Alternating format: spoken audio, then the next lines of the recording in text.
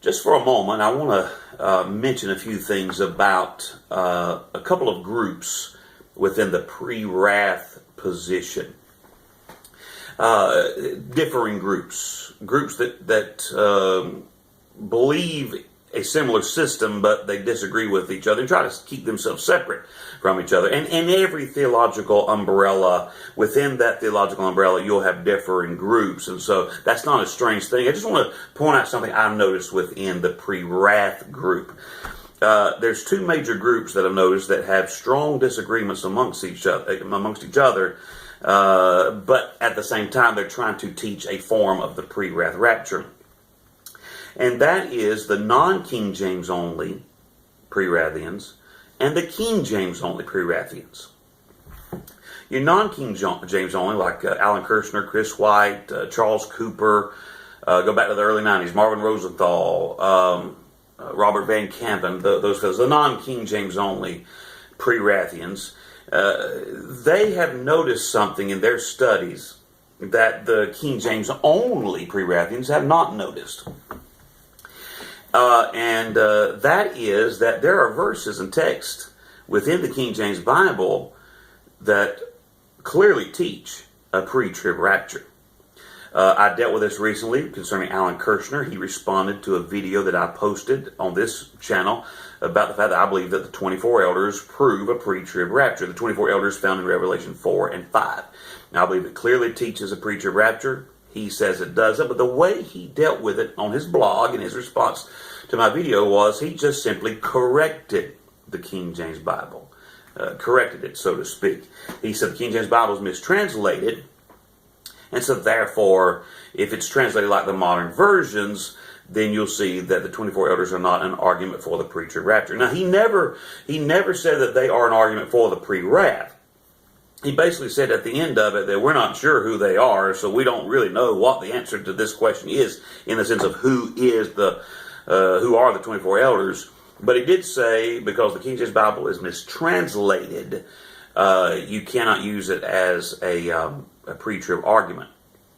But if you leave the King James text alone, it is teaching a pre-trib rapture, and he noticed that, and he unwittingly proved that, because he didn't take the King James text and interpret it properly.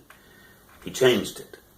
Because if you interpret the text correctly, the King James text, you just interpret it as it is on the page in a King James Bible, then it clearly teaches a pre-trib rapture. They want the day of Christ to be the day of the Lord in 2 Thessalonians 2. Because they feel like that bolsters their position. But they don't want to go with the day of Christ in the King James Bible. They want to change it to the day of Christ, because that would better fit the pre-wrath position. And so what that clearly teaches me is the non-King James only Prewrathians have discovered that the King James Bible is essentially a pre-trib book, because it has pre-trib text all through it. And so, instead of interpreting it properly, we must change what it says or discard it and use a modern version, because that would fit the pre-wrath position better. Now, that brings me to the King James only group of Prewrathians. They use a King James Bible, but they're not seeing what the non-King James Prewrathians have seen. The pre-trib text in a King James Bible. What the King James only Prewrathians will do is either, and I've watched them do it, they'll either just skim over the text. For instance, I listened to one of them not long ago teach on the 24 elders and completely ignored the fact that they were crowned. He actually made the statement that he believed that they were elders, pastors within the New Testament church age. However, he ignored the fact, glossed over the fact that they were crowned. He even went to 1 Peter 5 to prove that these elders were pastors within the New Testament church age. But he completely ignored the verse, I believe it's verse 4, that says when the chief shepherd appears, the pastors get their crowns. And so he's not even trying to interpret properly the King James text. He's ignoring portions of the King James text that give weight to the pre-trib position. Or either he is ignoring it, or he just can't see it. He can't see the problem. Either he is ignoring the fact that the day of Christ in 2 Thessalonians 2 can't be the rapture, or he just doesn't understand what he's reading on the page, which leads me to believe if the non-King James, the Prewrathians, understand that the King James Bible has pre-trib verses in it, and they need to change it to fit so the Bible will fit their position, then they're noticing something that the King James Only Prewrathians aren't noticing. And I've come to this conclusion: the non-King James Only Prewrathians are smarter, more intelligent, and more logical than the King James Only Prewrathians.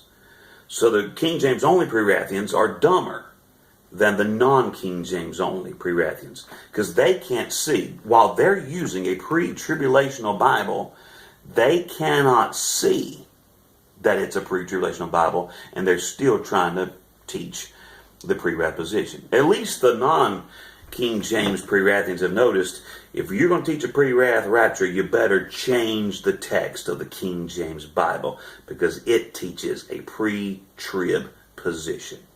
And so for those of you who are pre-trib and you love the old King James Bible and you're going to stick with the old text, and this is what I stand on, what I believe, be comforted in the fact that the King James Bible, the non-King James Prewrathians have helped it and accomplished proving and validating that the King James Bible is a pre-tribulational book. We're just waiting on the King James Only Prewrathians to actually understand the text they hold in their hands, believe the Bible they hold in their hands, and go back to teaching the truth, which is a pre-tribulational rapture.